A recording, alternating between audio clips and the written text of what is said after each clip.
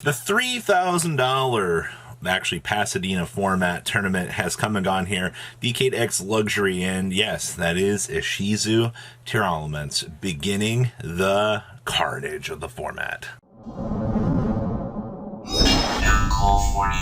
Make sure you guys smash the living crap out of that subscribe button so you guys don't miss out on more Oz content. So your top 16 breakdown here is actually pretty much what we expected post, this format. You had 11 Tier Elements decks in this tournament, which is absolutely insane, by the way. Of that, you had, well, actually it's 8 because you have an Ishizu Bi-Steel Thunder variant, 7 regular Ishizu.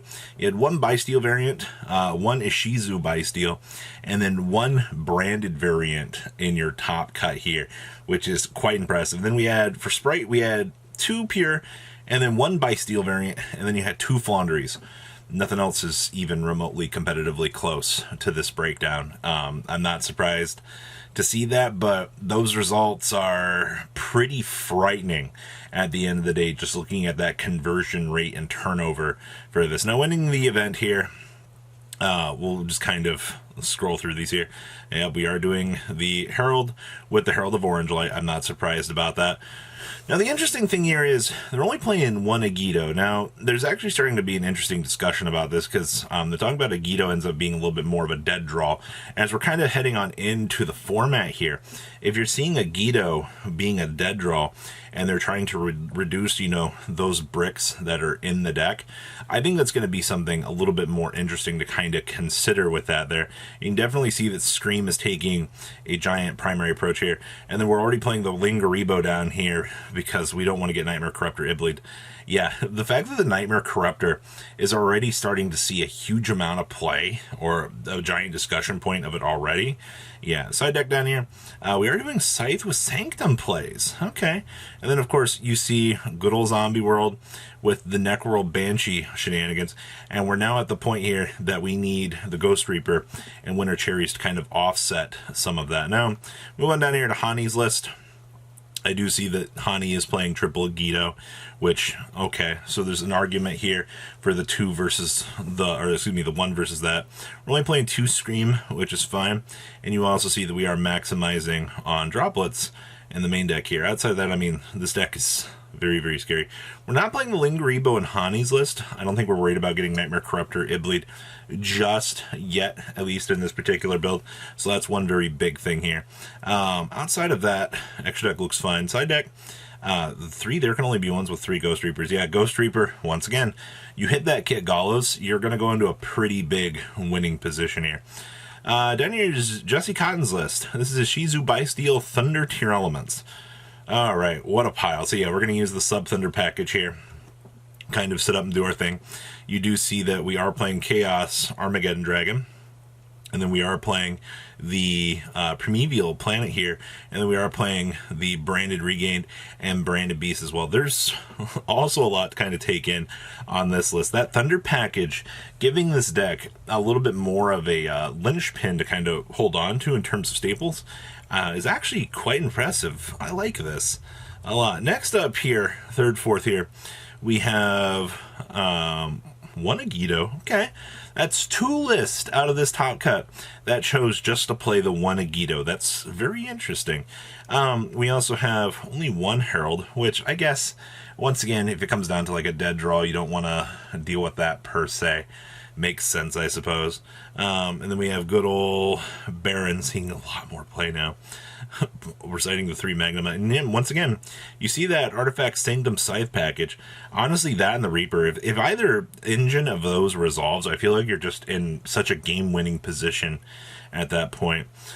Top 8 down here, Bi-Steel Sprite. There's the Nimble package. We're also main decking Skullmeister. I suppose the format looks like it's gotten to the point that you kind of have to rely on this card to kind of offset some of the more troublesome cards.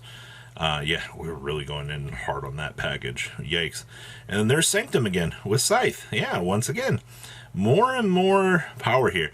This is the first list here. This is the first list I've seen playing Blazing Cartesia post, the shift in the format per se. So I think that's actually kind of interesting. We are on the Bysteel package, and we are only playing 2 Fenrirs in the main, and we're still doing Brandon and High Spirits. Honestly, I think the Brandon and High Spirits package is still okay. It's still something that you can get away with performing with. It's just, you got to be really patient with this. Like, this, I think it will temporarily go down. Just be patient. It'll definitely get some more time to step back up here. And then we have more Shizu tier elements. Once again, you have the 1 Diviner here, and then this is our third list playing the 1 Agito. So if you're taking notes here, heading on into that YCS here, yeah, 1 Agito looks like it's going to be staple, per se. There's another Lingaribo. Yeah, they were definitely prepared for anybody that was trying to Nightmare Corrupt or Ibly shenanigans them. Once again, Scythe in shenanigans. Right, we have Sprite here. We are playing Skullmeisters with the Mourners, all right. And yeah, we are seeing Sprite double cross seeing play again. That is quite nice. Outside of that, I don't see anything else too crazy. Once again, there's Scythe and Sanctum. I think I can successfully say, now that we've got to this point, that the package is definitely going to be very important. Here we go. The Shizu tier elements, take 9. 3 Gito for this build. We are not playing the Diviner of the Herald. We're focusing on 3 Scream, which is fine. We are playing the Borreload. We did see the Borreload show up in the OCG, just kind of as like a little counterpoint to some of the insanity that was kind of going on with the format. I mean, will it stick around? I definitely think that this is one of those cards that is really, really good, man. Like, honestly, I would give this a big shot. And then we're going full ham on the Bysteel package. All right. Shizu tier elements, 1 Diviner with 1 Agito again. That's 4 decks at this point now that are focusing on that. The rest of this main deck feels fine. Another one of the Lingaribos, of course. And then there's your Scythe and Sanctum package again. You mean to tell me that all the Flunder decks only made it into top 16? That's actually kind of scary. Now we have finally something a little bit different. Yeah, we're focusing on your Despia play here, Fallen of Albaz, of course. 3 Dark Ruler No Mores in the main deck. Okay, so we're focusing with the droplets for more board breakers, and we are playing the 1 branded Retribution. We're not trying to do the play to hand your opponent a monster that they can't do anything with. So that's okay. We're citing 3 Sphere modes, and we're citing the 1 branded Banishment. Alright, down here we have, once again, 5 of these decks were the 1 Diviner with the 1 Agito. Yeah, I think that's what you're looking at now. I think that's your norm. And then the 1 Lingaribo in case you get, bullied. Easy. Another Sprite list down here. We're playing Change of Heart. Okay, that's kind of interesting, I suppose. We're doing 1 Druosis Worm with triple Magnuma, and then we're playing triple Fenrir. Alright, well that's pretty interesting. And then we are playing the Silent Graveyard, and this is the first deck I've seen actually playing the Neko Main King here. Actually, resolving the Neko Main King to win a game feels very, very, very good. Alright, here's our first Flounder list. What are you doing that makes you special? Remain decking triple evenly. Perfectly understandable. Playing 1 Mystic Mind to slow down the format, that's fine. Only 2 Dark Ruler No Mores, fine. We're playing triple duality with 1 extra with no prosperities? Oh no, there's the prosperities, okay.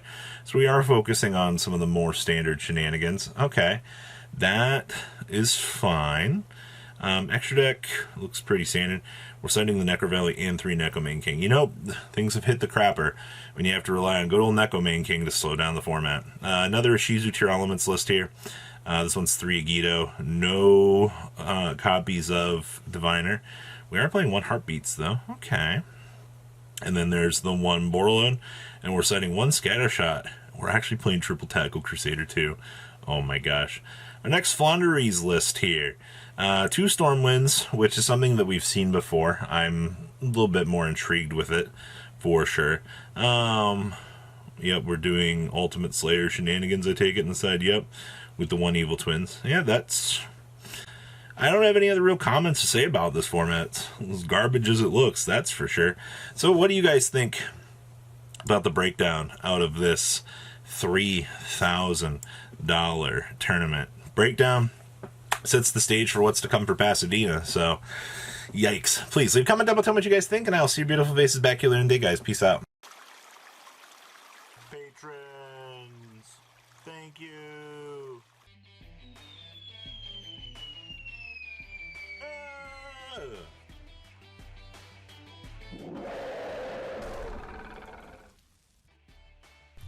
Thank you so much for watching. Check out these other videos.